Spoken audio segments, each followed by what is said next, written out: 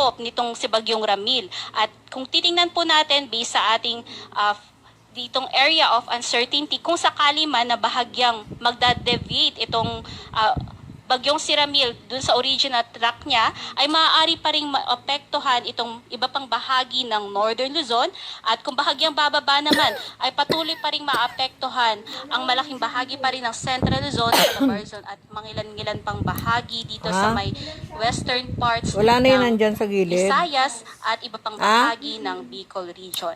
Kaya patuloy po tayong umantabay hinggil nga sa mga maaring mga pagbabagong mangyari dito sa tinatahak ni Bagyong Ramil. Scenario ay nagtaas tayo ng wind signal number 2 dito sa may northern and central portions ng Metro Manila, kasama nga dyan ng Caloocan, dito sa may Quezon City, Valenzuela, Marikina, Malabon, Navotas, Pasig, San Juan, Mandaluyong, Manila City, maging dito nga sa may Makati, Peros, Pasay City at City of Parañaque. Kasama